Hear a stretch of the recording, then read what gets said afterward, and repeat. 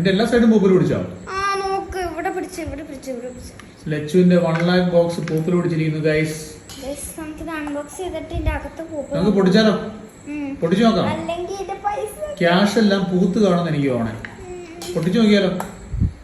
ഇതിനാണ് ലച്ചു പൂത്ത കാശ് എന്ന് പറയണേ. നമുക്ക് തുറന്നു നോക്കിയാലോ കാശ് പൂത്തോ തളർത്തോ എന്നൊക്കെ തുറന്നു നോക്കാം.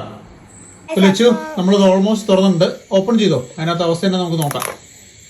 വാവ്, ലച്ചുവിന്റെ സമ്പാദ്യം ഇതാണോ?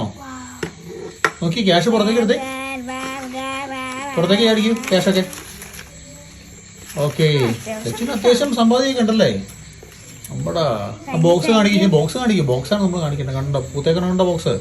ഇത് തന്നെയാണ് ഇൻസ്റ്റാഗ്രാമിൽ എല്ലാവരും കാണിച്ചത്. ബോക്സിന്റെ 4 പാടും പൂത്തേക്കുമാണ്. ഓക്കെ,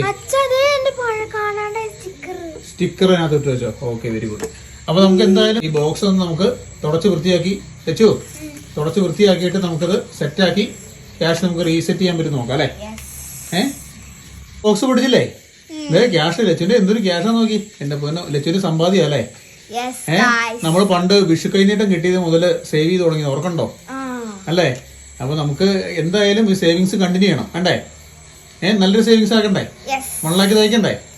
ഓക്കെ, അപ്പൊ നമുക്ക് റീസെറ്റ് ചെയ്യാം. നമുക്ക് ആദ്യം ബോക്സ് ഒക്കെ ഒന്ന് സെറ്റ് ചെയ്തെടുത്തിട്ട് ക്ലീൻ ചെയ്തെടുക്കണം. ക്ലീൻ ചെയ്ത് സെറ്റ് ചെയ്തിട്ട് നമുക്ക് ക്യാഷ് ഒക്കെ തിരിച്ചു വെക്കാം.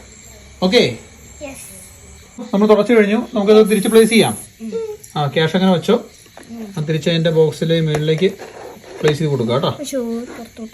അപ്പൊ നമുക്കത് പ്ലേസ് ചെയ്തിട്ട് സെറ്റ് ചെയ്യാം. അപ്പൊ എന്റെ സേവിങ്സ് ബോക്സിന്റെ അപ്ഡേഷൻ ഒക്കെ പിന്നെ തരാവേ. അപ്പൊ അടുത്തൊരു വീഡിയോ ആയിട്ട് കാണാനേ. ബൈ.